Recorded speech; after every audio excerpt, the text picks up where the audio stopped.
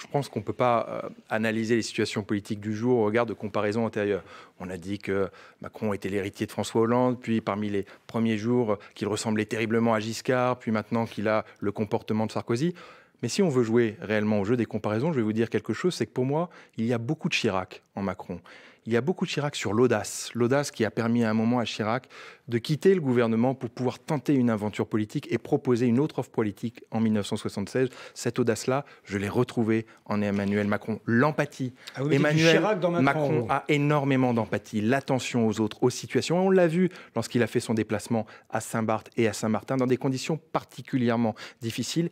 Il aime être au contact des gens. Il aime, lorsqu'il va à Toulouse pour parler du logement et qu'il est interpellé par un militant du droit au logement, il va à son contact pour parler avec lui, pour l'écouter, pour le ressentir, pour lui répondre. Ce sont des situations, quand on connaît bien Emmanuel Macron et qu'on a bien côtoyé Jacques Chirac, qui, je vous le promets, sont assez comparables. Anne-Sophie Boé là-dessus. Mais cette comparaison est assez juste. Elle est aussi assez juste sur les conditions finalement de la conquête politique, parce que comparer Nicolas Sarkozy et Emmanuel Macron dans cet exercice de conquête n'est pas très juste. Nicolas Sarkozy, quand il se tourne, quand il regarde vers l'Élysée sous le quinquennat de Jacques Chirac en 2002, le terrain est assez déminé. Finalement, c'est effectivement Jacques Chirac qui claque la porte de Matignon en 1976 et qui décide d'aller créer son propre parti sur Oui, finalement cette... Les histoires ne sont pas similaires. Mais Yael Gauze veut intervenir. Parce que Nicolas Sarkozy n'a jamais claqué aucune porte, c'est ça que je veux dire. Et d'une certaine manière, Emmanuel Macron et Jacques Chirac l'ont fait. Il y a une rupture quand même, il y a un phénomène de rupture. Yael Gauze. Non, c'est juste Nicolas Sarkozy qui, en privé cet été, confiait à ses proches, c'est un peu moi en mieux Emmanuel Macron. Donc c'est lui qui se compare peut-être à l'énergie, à la jeunesse.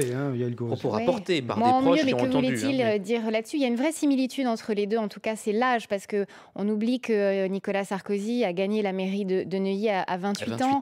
Alors peut-être que Nicolas Sarkozy, dans ce moi en mieux, moi j'ai eu la mairie de Neuilly à 28 ans, et voilà, Emmanuel Macron devient président de la République à 39 ans. En tout cas, Émile Leclerc de Doxa, sans doute les parcours sont totalement différents, les histoires ne sont pas les mêmes, et il y a quelque chose qui les rapproche, ces deux présidents. On a un petit peu tous raison, et je crois qu'en fait la vérité c'est que Emmanuel Macron a tendance à s'inspirer du passé et à s'inspirer de ses prédécesseurs, et il cherche à mon avis à récupérer les bonnes pratiques, on va dire, des uns et des autres, à ressembler à certains sur certains points, à Chirac peut-être dans l'empathie effectivement, à Sarkozy dans la capacité à cliver parfois, à ne pas hésiter à provoquer. Donc il y a un petit peu de tout chez Macron, et c'est difficile de faire de la part des choses entre ces différents présidents.